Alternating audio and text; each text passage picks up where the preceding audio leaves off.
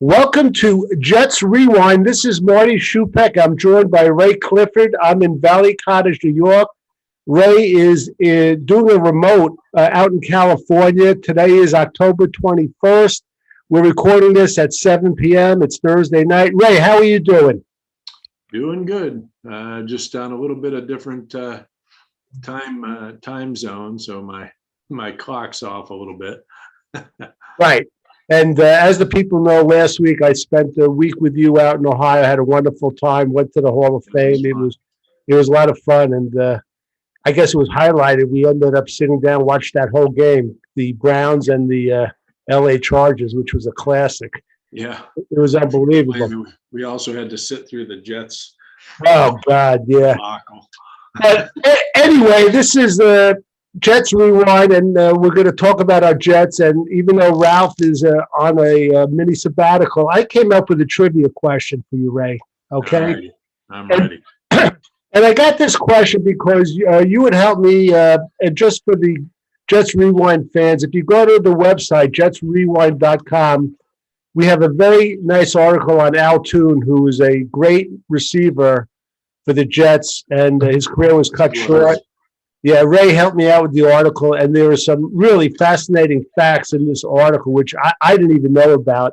But Ray, in researching Al Toon, I was really came across some information on a lot of receivers. So the question is this. In first place with receptions is Don Maynard, 627.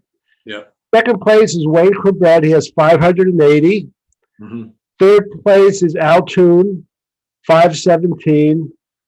Fourth place is Lavernius Coles, 459. Now, in fifth place, there is a tie. It's 438 receptions. I'm going to tell you one of the players. I want you to try to guess the other player. All right. The player I'm going to tell you is Wesley Walker. Gotcha. Okay? So you have a good 35 to 40 minutes as we do the show to think about who is tied with Wesley Walker for fifth place. And I don't want to see you Google like all the Like fans Ralph. do. Like Ralph, like Marty does too. I think I did it once. Yeah. But anyway, we're going up to the win where we never win at all. It's just unbelievable. We just lose game after game. And I heard a stat, Ray, since that great playoff victory up there, I think regular season games, we've lost like 18 of 20 or 17 of, it's a ridiculous number. Oh yeah, well, I mean, just against the Patriots in general has been bad. So I mean, I don't think it's really mattered whether it's in Foxborough or in New Jersey. It's been bad. It's been brutal. There is some good news where I would say that even though the Jets lost to Atlanta, they had a week off. Yeah.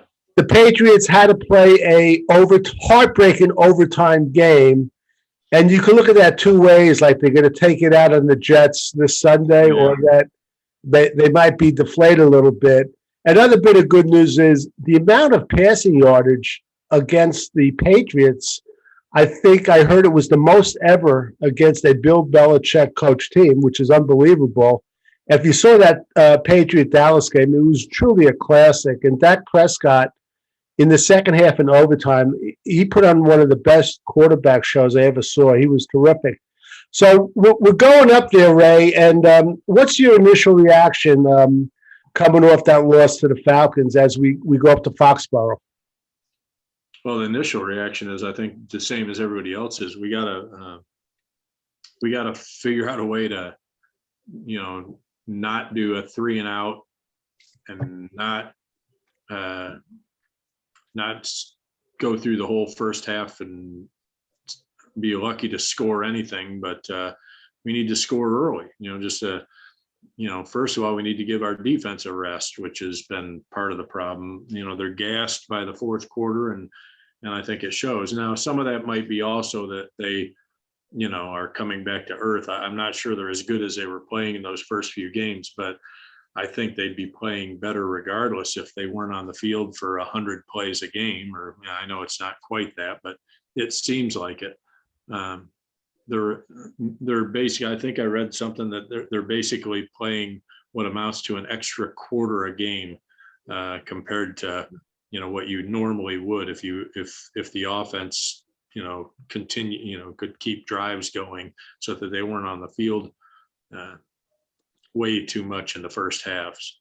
So, And that includes coming up with 0 interceptions yeah, we aren't getting in 5 turnovers. games, which is just, and I mentioned it to you that this has just been the history of the Jets. They just don't intercept that much. It's just unbelievable. Ray, we all know that and you just mentioned it, they can't get on the scoreboard in the first quarter. I read today that Mike LaFleur, he scripts out the first 24 plays. And he does so with the flexibility that he could change it at any point. I just want to go over maybe any sort of subtle changes the Jets could make to maybe not even score early, but maybe get a initial drive going, use the clock and move the ball, and even if they have to punt, get at least 2 first downs. So you maybe like you're on their own 45 in midfield, which I'm not happy about. I want them to score every time. I gave it some thought, and it's funny because I heard Rich Cimini, and he really nailed it. But it's funny. Two of the suggestions he made were 2 suggestions that I made a few weeks ago. So I don't know if Rich has listened to our show or not.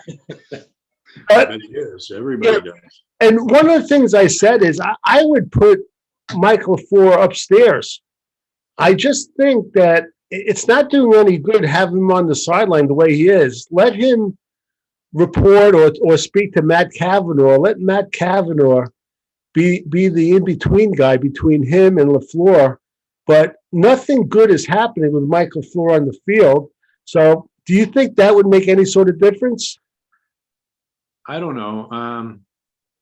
I see guys do it, different teams do it both ways. I think it's, to me, I don't know if he sees anything differently from up top. I think it just is more of I think some guys have a knack for calling plays and getting into a rhythm. And I don't think being higher up, unless they prefer it, is that big of a deal. But,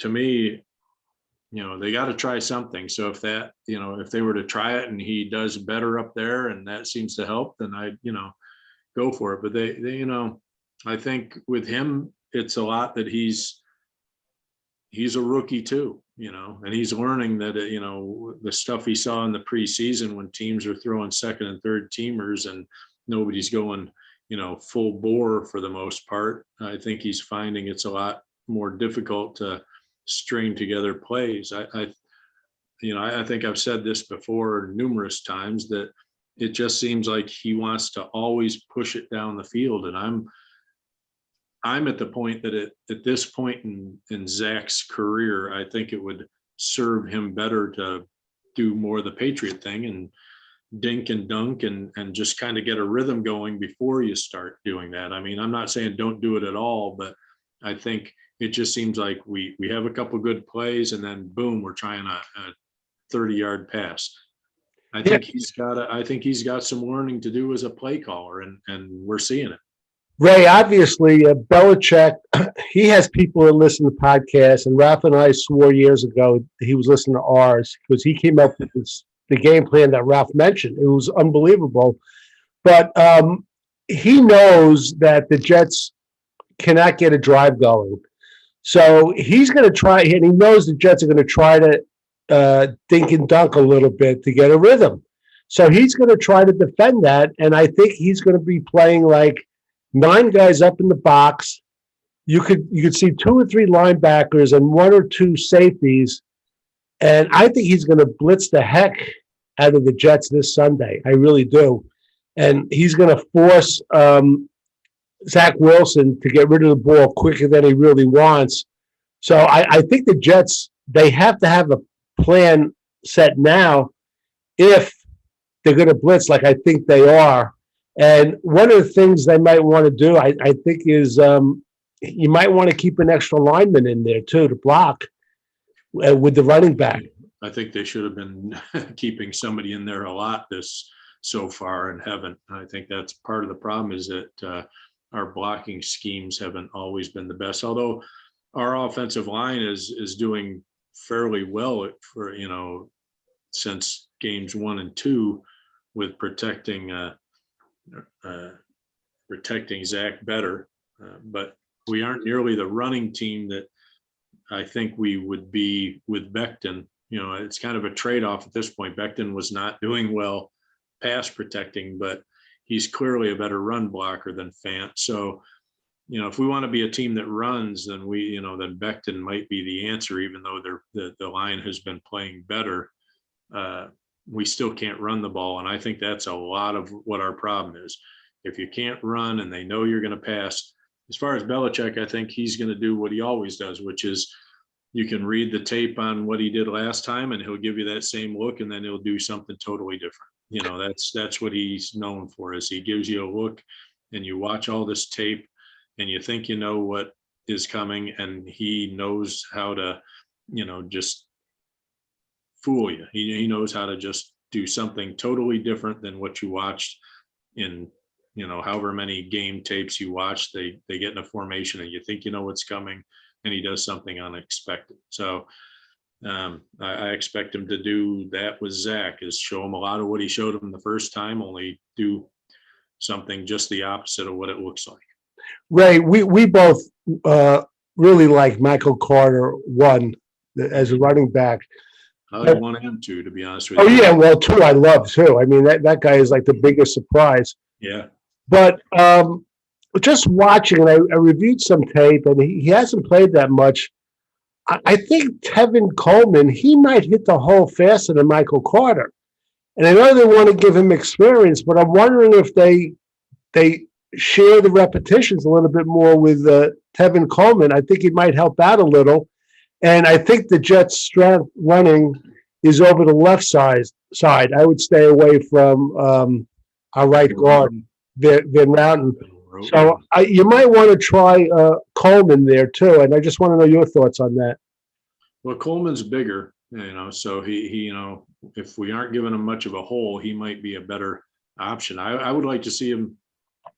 Same with that we've read or talked about with Elijah Moore. The same thing. I would like to see them try and get Carter and Elijah Moore the ball in space and let them do some things. I mean, I read a quote from Saleh when he was asked about getting more, the ball, like he talked about in the spring, about getting him, all these different looks to get him out in space, and why he hasn't. He said, well, we aren't, the game dictates it, and they aren't being put in position to do those things. You're always in 3rd and longs, or you're trying to play catch up, so you can't run the tricky stuff. You gotta, get down the field. So, I buy that a little bit, but I think part of the problem with Moore, to me, is that he might be able to play on the outside, but I don't think that's his strength.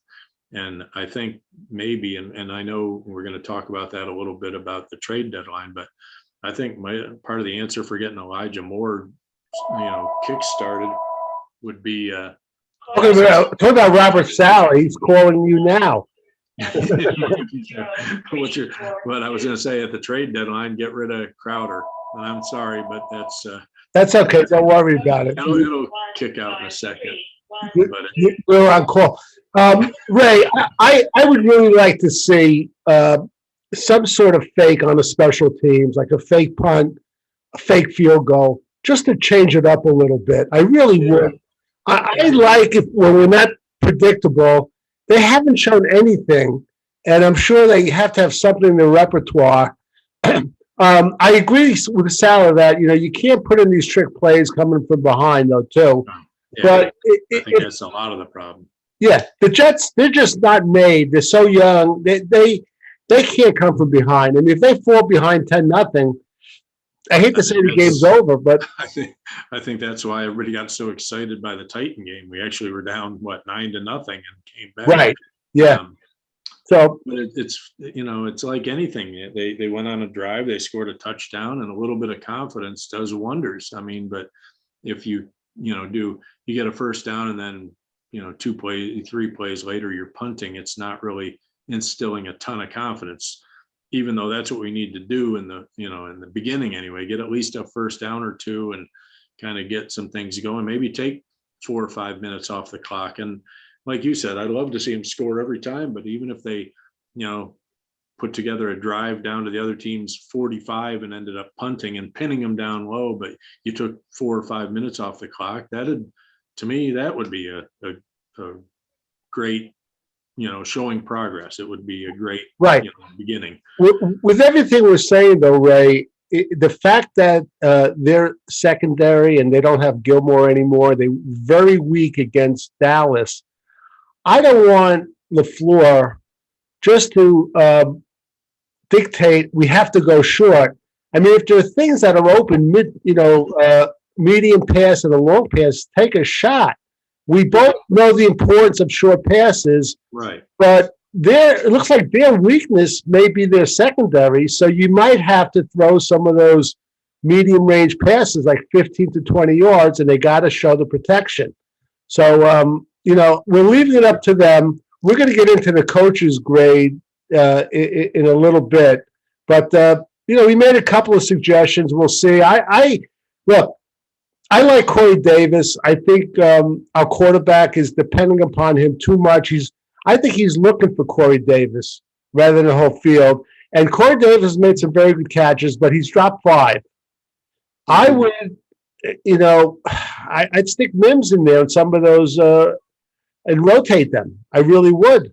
I think I think Mims needs to be on the field. I mean, they can say all they want about he needs to learn the positions. I'm just not. I think there's more to it. I'm not buying that. That's too simple of an explanation for why he's, if he's on the field for 10 plays in a game, and every time he seems to be in there, they get him the ball, and he seems to make a play. Well, okay, then let's feed him some more.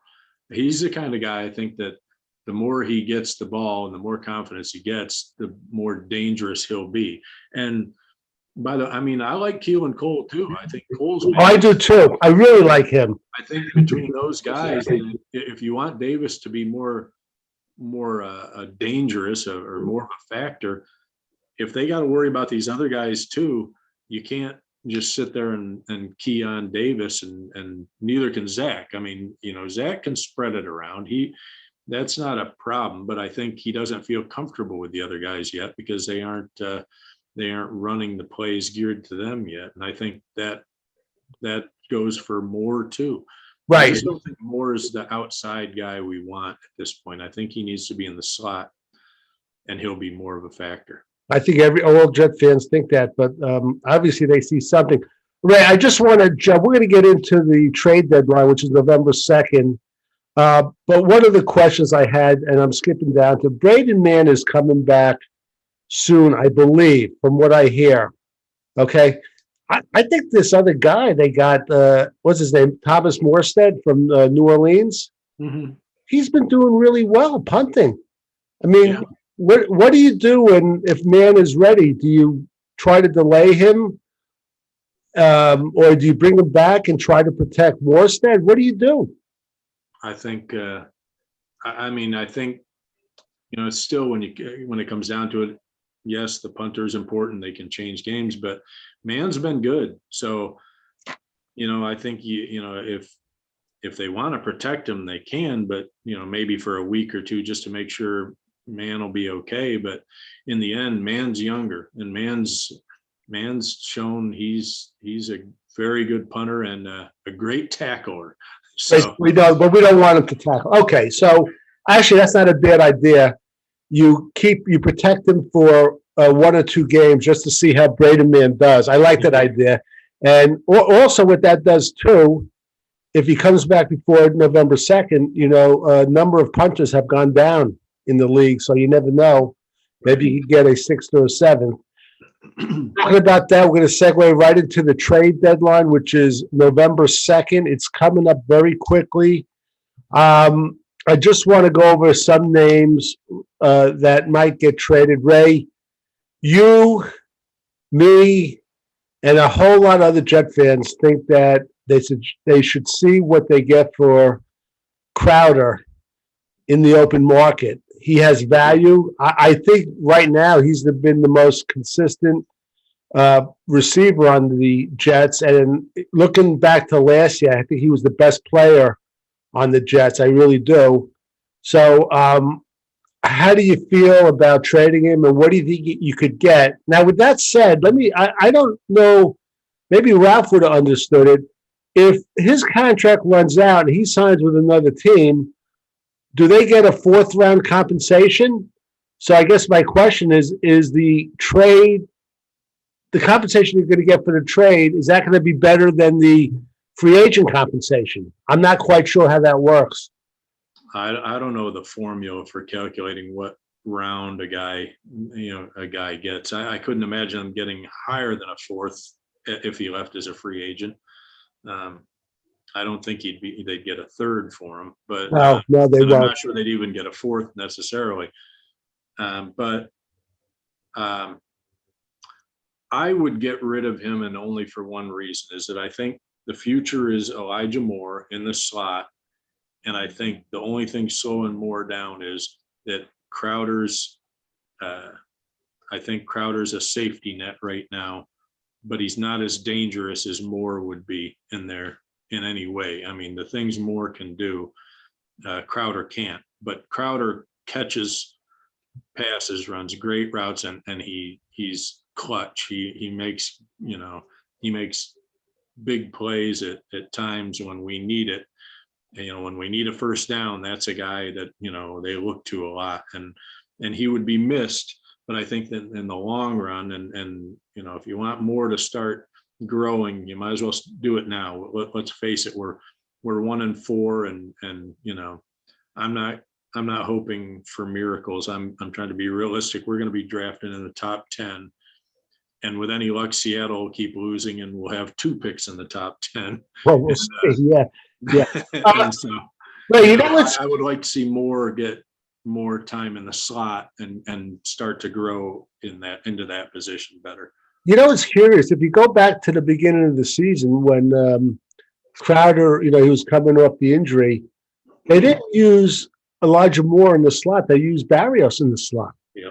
If you remember, Yeah, but I think it's time to. Right. All right. So you think he's a possible trade bait?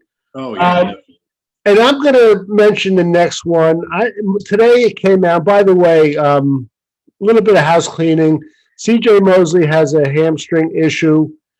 He didn't practice yesterday. He was riding the bicycle today, which is a good sign. He's optimistic. I think Jared Davis is back. I think I read that somewhere too. And he was ready to come back. Yeah. And if Mosley isn't going to be the Mike linebacker, that's the guy that calls the plays, I think they're going to use Sherwood, which is unbelievable because he's a rookie. They must think. The only thing that scares me about any of that stuff is, you saw last year what happened the second Mosley went off the field. So if somebody else is calling the defense, I know it's scary. I'm not sure who it is, but because when he wasn't in there in the preseason, they didn't look good either. So right, yeah. But anyway, so that's the housekeeping. And now Marcus May today, he said he wants to stay a Jet. Yeah. I think he's going to get traded. I really do. All right. Somebody will take him. I do. And there was something that happened yesterday, and I think I texted it to you. There's a really good safety on the Colts, second-year player Julia Blackman from Utah, who's been playing better and better. This guy is really good. He tore his Achilles tendon in practice on Wednesday. He's gone for 8 months. And they're kind of in a flux at that position. So there's kind of a history of the Jets and Colts trading. Yep. And what is the Colts record? Do you know? Offhand, I don't, but I know they're still in the mix. No, they're a team that is going to be able to compete probably for that division, unless Wentz really goes in the tank. He had one really bad game, like I think it was 2 or 3 games ago, right? Yeah, but he's looked a lot better. Yeah, no, Greg Reich is a really good coach. He's very good. He's good, and Greg Ballard's a very good general manager.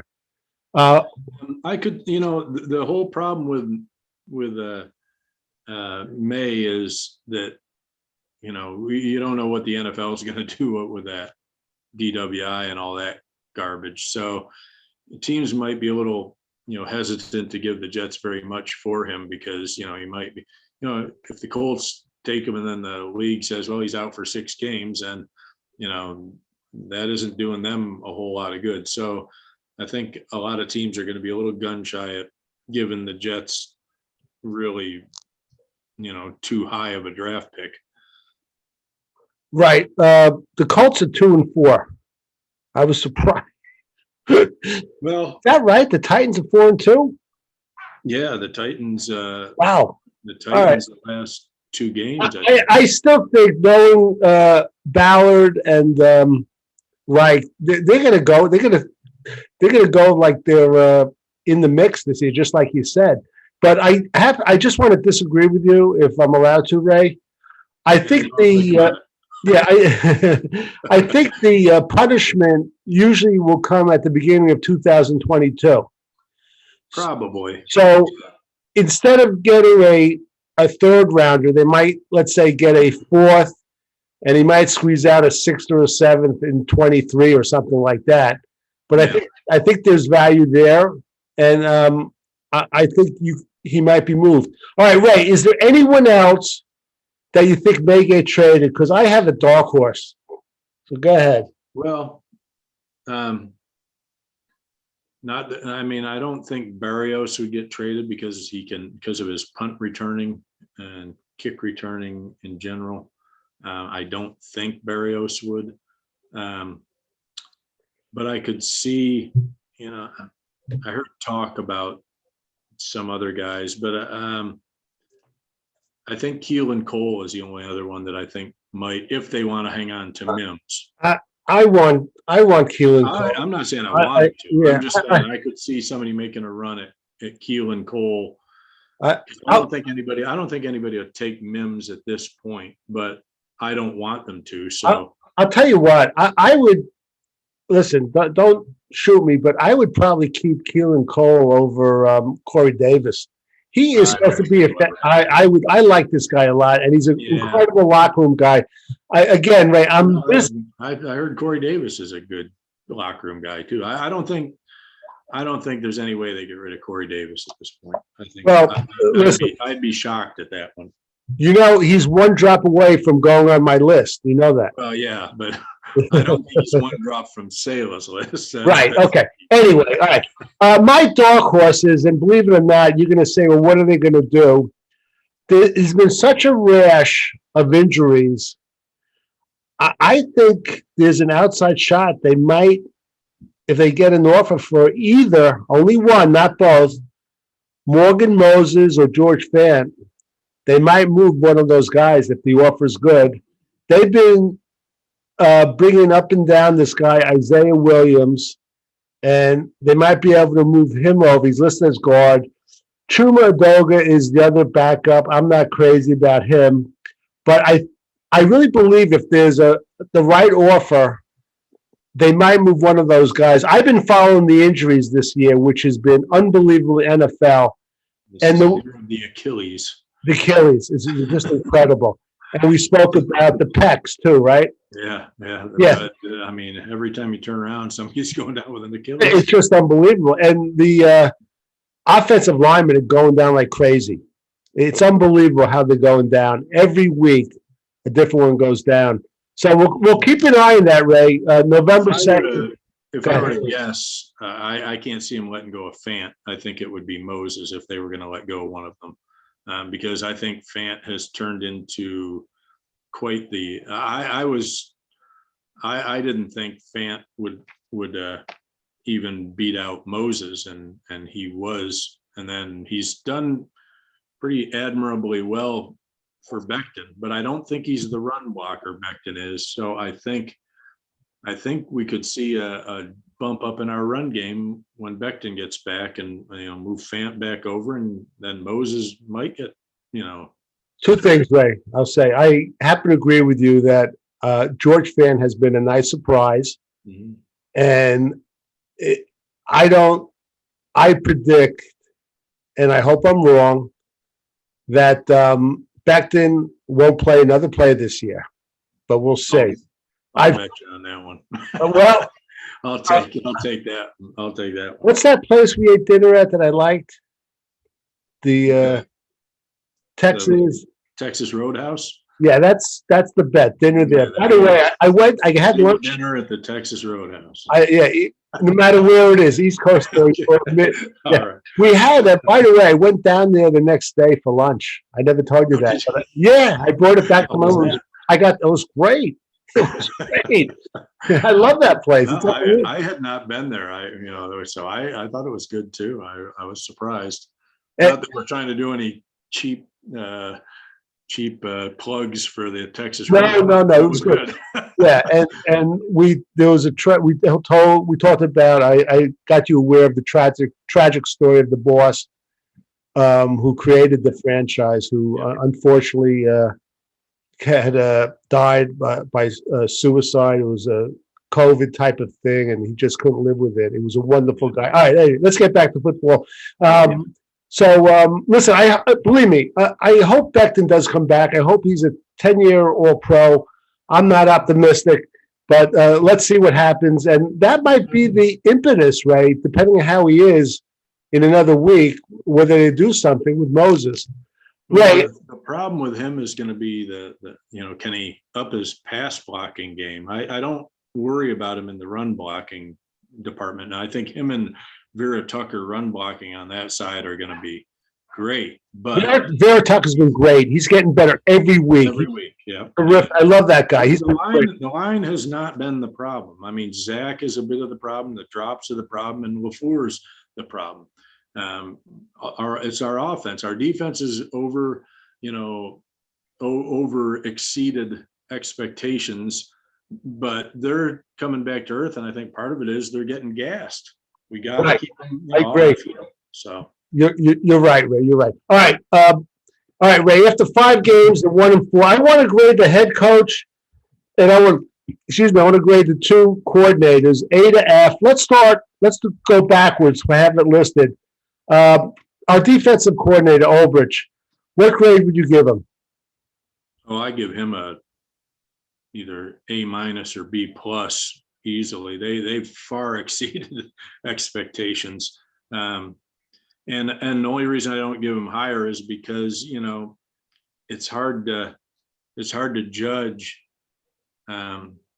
if it's the coaching or if we just happen to make great draft picks. But the defense has bent, and the late game stuff, but I can't, like I said, I can't blame it all on them, but I don't know if it was they're gassed or if it's just it's the typical Jets can't get off the field on 3rd down, and I'm waiting to find out if they're fresher later in the game that we can. So but he's easily been the biggest surprise and the most pleasant surprise for me of the coaches. I give him a B+ too, Ray. Part of being a defensive coordinator is not just calling the right plays or putting in the right game plan. It's also having the right plays in the right position. And the Jets have like the youngest team in the NFL.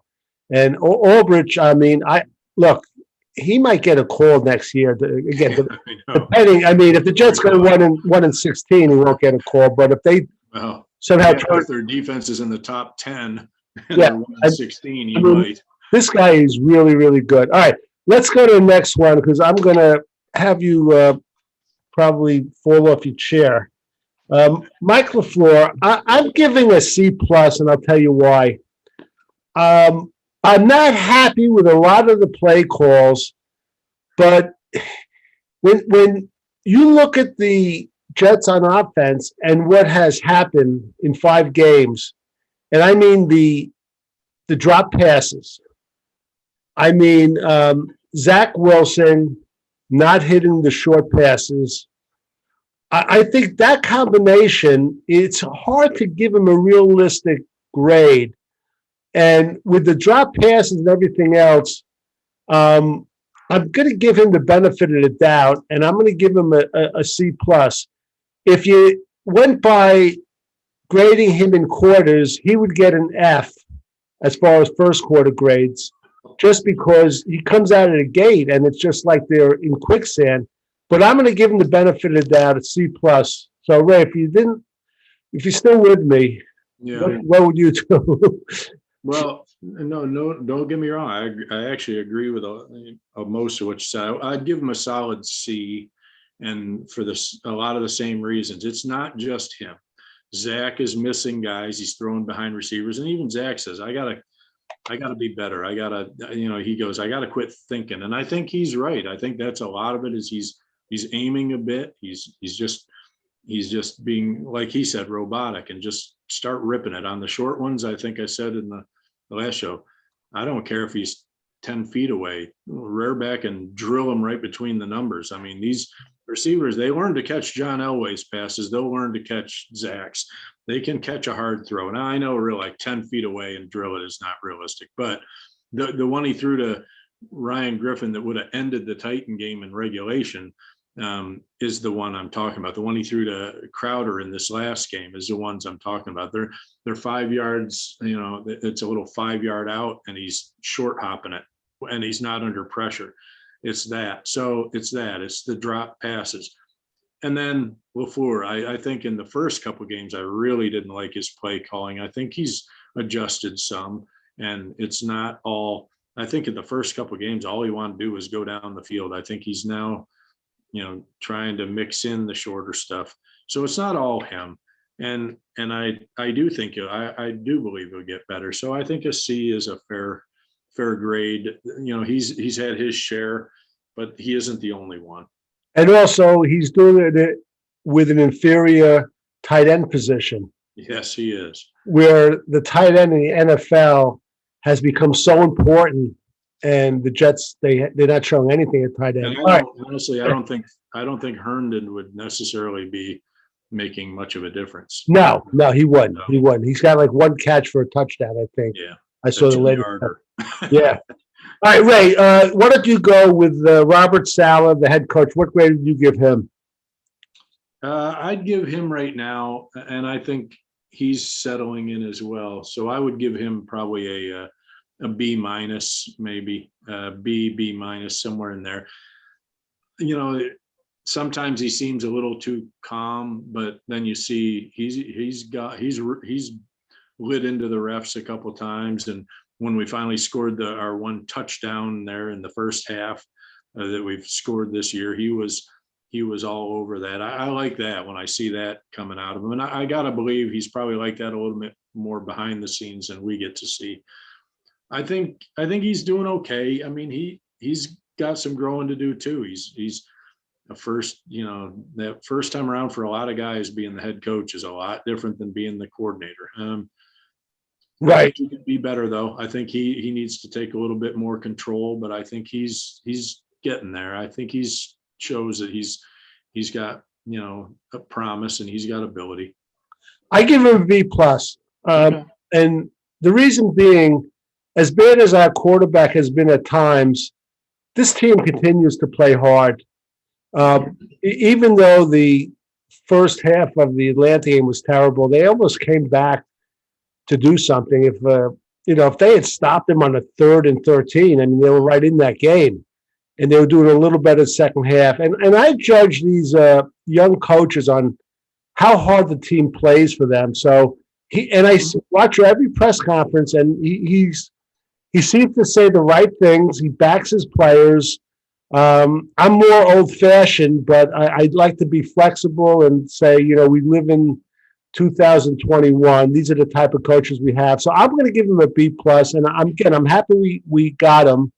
Oh yeah, I don't have any problems with him. Yeah, I really am. All right, Ray, we're going to jump because we are in the fourth quarter. It's going fast, and I just want to jump to we'll do a few over-unders, and then we're going to go right back to the classic trivia. All right, Here we go, Ray. Over under for the Pats game. Interception, Zach Wilson, 2.5. I'm going to go under. I think he's going to play a little bit better. I think he's going to be a little bit more under control. I hope. I mean, I hope that extra week has got him more in sync with guys and making better decisions and better throws. I'm going to go under 2. I think he'll throw only 1 interception. I'll do the touchdowns. I think Zach Wilson is going. It's the 2.5 over under. I'm going to go over. I think he's going to have 3 TDs. I think the week off, he's going to calm down. Okay. And we're going to get that moment. Yeah, I know. We're waiting for where the game slows down, and he's going to relax on those short passes. Yeah. So I'm going to give him over. How about you? I think. Hang on. I think it's going to be under, but I don't think that's necessarily a bad thing. I'm hoping that that we can run a couple in too. I think he'll play. I really think he'll play better, but it's Bill also messes with guys, but he's had the extra week. I don't see us torching the Patriots pass D, although they aren't really that good this year. I'm going to say under 2. I think 2 tops. All right. Who throws for more yards, Zach Wilson or Mac Jones? God, I hate to say it, but I think Mac Jones. I think he's more settled into the offense. I'm going to say Mac Jones, but I'll give you a reason in a second. Okay. All right. Team sacks. Jets team sacks. 3.5 over or under? Under. They throw too many short passes. I agree. I don't think they'll get 1. I think they'll get 1. The Jets rushing as a team. 79.5 yards over under. We haven't run on anybody. Becton's not back, right? No, he's not back. I'm going to go under. I'd love to say over, but I haven't seen a hole for any of these guys to run. I'm going to say over. I'm going to say that I hope so. Kevin Coleman's going to break one for like 30-plus yards. May not be the only way we get over is one big run. But he's going to break one. All right. Is the Jets first score a touchdown or field goal? I'm going to go with a touchdown, but I think that's wishful thinking probably. But I'm going to say this week off has helped them, and they're going to get down there and score a touchdown. I don't know if it'll be in the first quarter, but I'm going to say touchdown too. Score? Give me a score. Oh crap! I just I can't go against Belichick at this point, messing with his head. I'm going to say similar to last time, 27. But I think we're going to put some points on the board this time. I'm going to say 27-19. Oh, look what I have. I have 27-20 Jets. And that's one of the reasons why that Mac Jones will have more yardage. Jets are going to go up by more than 1 touchdown. All right, let's get back to the trivia question, Ray. Because right after this, I'm going to sit down and watch the Cleveland Browns. Yes. Right. All right. Nobody on. It's kind of like when they played the Jets last year with everybody out. That's right. I asked the question in talking about these all-time receivers. At first is Maynard, then it's Wayne Corbett, then Altoon, Lavernius Cole. In 5th place is Wesley Walker with 438, Ray. Okay, he's tied with someone, so let me know who you think he's tied with. I'm just taking a flyer here, but I think our tight ends had some catches over the years. I'm going to go with Jerome Barkham. That's not a bad guess. You're on the right track. Jerome Barkham is 9th. It's Mickey Schuler. Mickey Schuler. I forgot about Schuler. That's very good. Schuler, he would. Boy, would we ever use a tight end? Oh, my God, we could, yeah. All right, we're going to close this out for Marty Shupak and Ray Clifford. Ray is in California, but his heart's in Ohio. Who the Buckeyes playing? I can't remember. They had a bye like we did. Now I forget who they're playing. Well, I want you to do a scouting report on the Ole Miss LSU game because I really like this Matt Corral. And if he looks really good, I want to pull top pick. I want to pull an Arizona Cardinals, after Josh Rosen. We'll get rid of Zach and pick him. All right, until next time. Oh, by the way, please check out our website, jetsrewind.com. We have this great article put together by Ray and myself on Altoon, one of my favorite all-time Jets. Until next time, let's go Jets.